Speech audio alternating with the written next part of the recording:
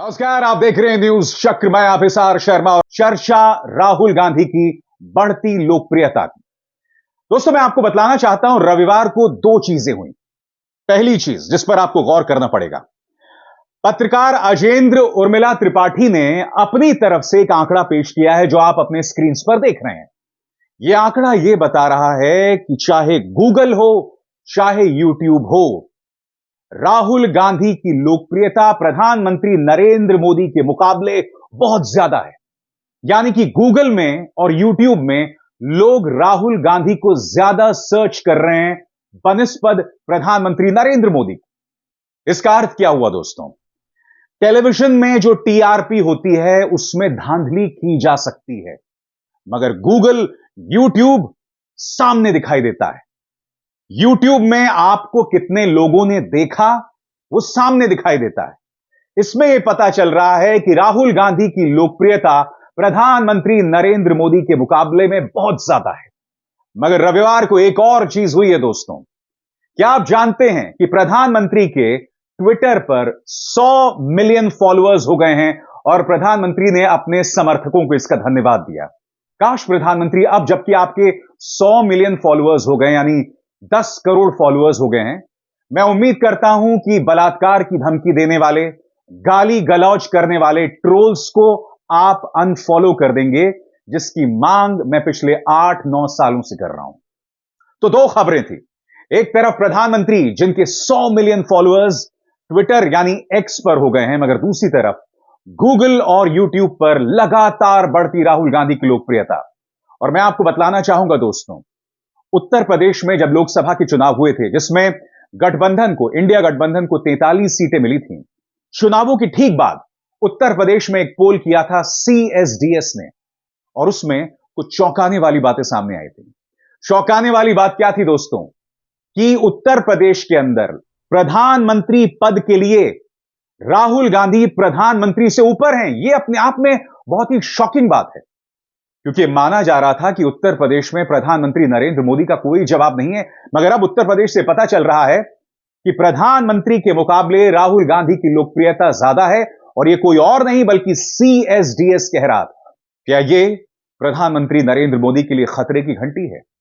आखिर इस खबर की वजह से टेंशन में क्यों आ गए हैं प्रधानमंत्री नरेंद्र मोदी और अमित शाह? मैं आपको कुछ और चीजें दिखाना चाहता हूं दोस्तों। प्रधानमंत्री नरेंद्र मोदी मणिपुर पहुंचे। नहीं नहीं नहीं नहीं नहीं नहीं, मणिपुर नहीं, मणिपुर। मणिपुर यानी MONEYPUR। और जब मैं मणिपुर कह रहा हूं तो मैं क्यों कह रहा हूं?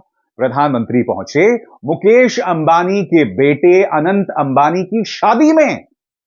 जी हां, मणिपुर तो नहीं जा सके, जहां हर गुजरते दिन के साथ हालात बद से बदतर हो गए हैं, मगर वहां दिखे जहां पैसे का खेला दिखा जा रहा था। प्रधानमंत्री वहां पहुंचे, और प्रधानमंत्री के पहुंचने पर लोग ढेरों सवाल उठा रहे हैं। वो सवाल क्या, कुछ देर बाद। मगर उससे पहले मैं आपको बतलाना चाहूंगा कि प्रधानमंत्री पहुंचे थे अनंत अंबानी की शादी में, मगर दूसरी तरफ राहुल गांधी, जैसा कि आप 13 सेकंड के इस वीडियो में देख रहे हैं, दिल्ली में एक रेस्टोरेंट में पिज्जा खा रहे थे या खाना खा रहे थे, आम जनता के बीच अपनी चिर परिचित टी शर्ट में। यह व्यक्ति जो है वो डिनर कर रहा था आम लोगों के बीच में, और राहुल गांधी ऐसा लगातार कर रहे हैं दोस्तों। वो अक्सर आम लोगों के बीच में दिखाई दे रहे हैं, आम लोगों के मुद्दे उठाते हैं, आम लोगों के सवालों का सामना करते हैं, प्रेस कॉन्फ्रेंसेस करते हैं, मगर प्रधानमंत्री ऐसा नहीं करते हैं। मैं आपको बतलाना चाहता हूं दोस्तों, प्रधानमंत्री जो अनंत अंबानी की शादी में पहुंचे हैं, इसकी आलोचना क्यों की जा रही है, मैं क्यों इसे दोहरे मापदंड बताता हूं। मैं आपके सामने एक वीडियो क्लिप पेश करना चाहता हूं जो कांग्रेस का प्रचार तंत्र भी पेश कर रहा है। कायदे से पॉलिटिकल प्रोपेगेंडा को जगह मैं यहां नहीं देता हूं, मगर यह एक हकीकत है। यहां आपको दो तस्वीरें दिखाई देंगी। एक वीडियो में आप प्रधानमंत्री को देखेंगे मुकेश अंबानी को गाली देते हुए, यानी यह कहते हुए कि मुकेश अंबानी ने टेम्पो भर भर के राहुल गांधी को पैसा दिया, और दूसरी तरफ उन्हीं के बेटे की शादी में जाकर शिरकत करने लगे।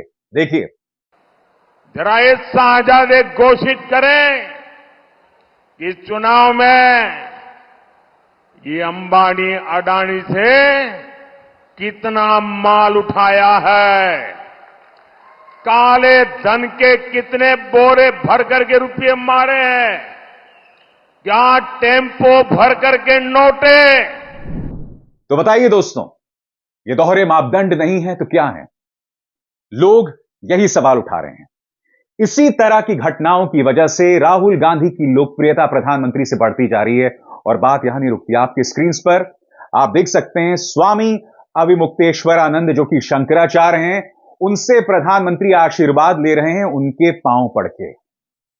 याद कीजिएगा दोस्तों, इन्हीं स्वामी जी को भाजपा के प्रचार तंत्र ने हिंदू विरोधी बताया था। क्यों? क्योंकि स्वामी जी ने कहा था कि भाई इस वक्त जो राम मंदिर की प्राण प्रतिष्ठा हो रही है, यानी जनवरी में हुई थी, यह शास्त्रों के हिसाब से नहीं है, यह धर्म के खिलाफ है। और आपको याद होगा, जैसे ही स्वामी जी ने यह बयान दिया था, उनके खिलाफ पूरा भाजपा का प्रचार तंत्र पड़ गया था। आज प्रधानमंत्री उन्हीं शंकराचार्य के पांव पड़ रहे हैं, तो अंध भक्तों से मेरा सवाल, क्या कहिएगा? इसी दोहरे मापदंड को लेकर प्रधानमंत्री नरेंद्र मोदी से कई लोगों का मोह भंग होता जा रहा है। दोस्तों, मैं जानता हूं आप लोगों के जहन में कई सवाल होंगे कि राहुल गांधी गूगल और यूट्यूब पर पॉपुलर हो सकते हैं, मगर देश भर में लोगों में प्रधानमंत्री जो हैं वो लोकप्रिय हैं। बात सही है आपकी, मगर आपको यह भी समझना पड़ेगा कि राहुल गांधी के खिलाफ पूरा एक प्रचार तंत्र काम करता है। राहुल गांधी मणिपुर जाते हैं तो पूरा मीडिया इस तरह का कचरा चलाता है कि राहुल गांधी राजनीति कर रहे हैं, राहुल गांधी घटिया राजनीति कर रहे हैं। देखिए आज तक ने किस तरह का जहर उनके खिलाफ चलाया था।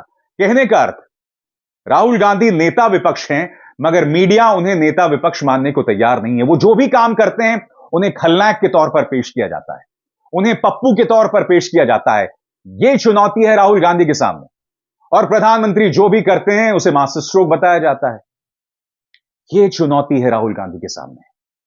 याद कीजिएगा दोस्तों, लोकसभा चुनावों में किस तरह से प्रधानमंत्री नरेंद्र मोदी ने राहुल गांधी को बदनाम किया था, उनके घोषणा पत्र को बदनाम किया था, यह कहकर कि इस घोषणा पत्र में आपका मंगलसूत्र मुसलमानों को दे दिया जाएगा, 2 भैंसों में से एक मुसलमानों को दे दिया जाएगा। सरासर झूठ।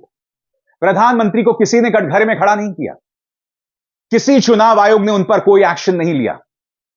प्रधानमंत्री नरेंद्र मोदी सदन के अंदर खड़े होकर जो मर्जी बोलते हैं। लोकसभा अध्यक्ष ओम बिरला उन्हें देखते रहते हैं मुस्कुराते हुए, मगर जब राहुल गांधी बोलते हैं तो उनसे कैमरा हट जाता है, उनके माइक को ऑफ कर दिया जाता है।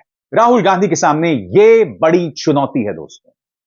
उनके खिलाफ प्रचार तंत्र काम कर रहा है, उनके खिलाफ मीडिया काम करता है, उनके खिलाफ सुपारी लेकर उन पर निशाना साधा जाता है। और बावजूद इसके, अगर लोग गूगल में राहुल गांधी को ज्यादा सर्च कर रहे हैं, लोग यूट्यूब पर राहुल गांधी को ज्यादा देख रहे हैं, तो यह अपने आप में बहुत कुछ कहता है, क्योंकि यूट्यूब, गूगल पर मोदी सरकार का बस नहीं चलता है, मगर गोदी मीडिया पर पूरी तरह से भाजपा का कब्जा है। हालांकि हर गुजरते दिन के साथ गोदी मीडिया की विश्वसनीयता जो है वो खत्म होती जा रही है। भाजपा ये बात बखूबी जानती है। राहुल गांधी मुद्दे उठा रहे हैं। जब नीट के अभ्यर्थी प्रदर्शन कर रहे थे तो राहुल उनसे मिलते हैं। हाथरस में एक बड़ा हादसा हो जाता है, राहुल उनसे मिलते हैं। राहुल गांधी मणिपुर जाते हैं, राहुल गांधी गुजरात जाते हैं, जहां उनके खिलाफ इतना जहरीला प्रोपेगेंडा चलाया जा रहा था। वो जेल जाकर उन कांग्रेस के कार्यकर्ताओं से मिलते हैं जिन्हें बंद कर दिया गया था, जबकि आप जानते हैं गुजरात के अंदर हिंसा भाजपा के कार्यकर्ता कर रहे थे। राहुल गांधी मुद्दों से पीछे नहीं हट रहे हैं। संसद के अंदर जब माइनॉरिटीज पर हमला होता है, राहुल गांधी उसे भी उठाते हैं। यानी कि नेता विपक्ष होते हुए राहुल सवालों से नहीं बचते हैं। हां, मैं जानता हूं कुछ सवालों से राहुल भी बचते हैं और उसका जिक्र मैंने अपने प्लेटफॉर्म पर किया है, मगर बड़ा सवाल आपसे, जो मीडिया यह कहता है कि राहुल गांधी इस पर क्यों नहीं बोलते, उस पर क्यों नहीं बोलते, क्या उन्होंने आज तक यह सवाल किया है कि 10 सालों में 11वें साल में हम प्रवेश कर रहे हैं, प्रधानमंत्री ने एक भी प्रेस कॉन्फ्रेंस नहीं किया। प्रधानमंत्री इंटरव्यू देते हैं तो अपने पालतू मीडिया को देते हैं, और अगर इंटरव्यू किया भी जाता है तो उनसे क्रॉस क्वेश्चनिंग नहीं होती है, पलट कर सवाल नहीं होता है। तो यह सवाल तो किया ही जाएगा ना। इस सब के बावजूद, राहुल गांधी के खिलाफ इस दुष्प्रचार के बावजूद गूगल और यूट्यूब की यह खबर आ रही है, यह खबर आ रही है कि प्रधानमंत्री नरेंद्र मोदी के मुकाबले राहुल गांधी की लोकप्रियता कहीं ज्यादा है। मगर आने वाले 2-3 साल निर्णायक होने वाले हैं, क्योंकि आने वाले 2-3 सालों में राज्यों में चुनाव होंगे। अगले 3 महीनों में महाराष्ट्र, झारखंड, हरियाणा, इसके नतीजे आ जाएंगे। और अगर यहां पर भाजपा का सूपड़ा साफ हो गया तो आपको अंदाजा नहीं है दोस्तों, राहुल गांधी की किस तरह की आंधी आने वाली है। और बात वहां नहीं रुकने वाली है। फिर होगा बिहार में चुनाव, उसके बाद उत्तर प्रदेश में चुनाव, और उत्तर प्रदेश में कांग्रेस की ताकत लगातार बढ़ रही है। और अगर इन सभी राज्यों में भाजपा को इंडिया गठबंधन पटखनी देता है तो यकीनन राहुल गांधी इंडिया गठबंधन के चेहरे के तौर पर सामने उभर कर आएंगे। मगर क्या इसका मतलब यह है कि राहुल गांधी के लिए सिर्फ जीत ही जीत है? नहीं, राहुल गांधी का मुकाबला एक ऐसी पॉलिटिकल पार्टी के साथ है जो हर कीमत पर जीतना जानती है और जीतना चाहती है, और वो है भाजपा। जी हां, भाजपा जीत के लिए, राहुल गांधी को गिराने के लिए हर कीमत चुकाने को तैयार है, सब कुछ करने को तैयार है। इसीलिए राहुल गांधी के लिए बहुत जरूरी है कि इन चुनावों में वो अपने सहयोगी दलों के साथ मंत्रणा करें। मुझे पता चल रहा है कि उत्तर प्रदेश में जो उपचुनाव होने वाले हैं, कांग्रेस अपनी तरफ से कई अनरीजनेबल डिमांड्स कर रही है। कांग्रेस को लगता है कि 6 लोकसभा सीटें जितनी हैं, लिहाजा ज्यादा से ज्यादा सीटों की मांग करे। यही नहीं, 2027 में जो विधानसभा चुनाव होने वाले उत्तर प्रदेश में, मेरे सूत्र बताते हैं कि कांग्रेस ने 100 से ज्यादा सीटों की मांग की है अखिलेश यादव से। मैं आपको याद दिलाना चाहूंगा दोस्तों, पिछले विधानसभा चुनावों में कांग्रेस को एक बहुत बड़ा शून्य मिला था, बहुत बड़ा शून्य। अगर कांग्रेस अपनी तरफ से 100 सीटें की मांग कर रही है तो कांग्रेस को अखिलेश यादव को यह प्रमाणित करना पड़ेगा कि क्यों, सिर्फ अहंकार के चलते नहीं, सिर्फ इसलिए नहीं कि भाई राहुल गांधी की लोकप्रियता बढ़ रही है, नहीं, उसे प्रमाणित करना पड़ेगा कि वो 100 सीटों के लायक है। क्योंकि जो क्षेत्रीय दल हैं, चाहे वो तेजस्वी हो, चाहे वो अखिलेश यादव हो, चाहे वो उद्धव ठाकरे हो, वो अपने स्तर पर जो राजनीति कर रहे हैं उसका जमीन पर असर दिखाई दे रहा है।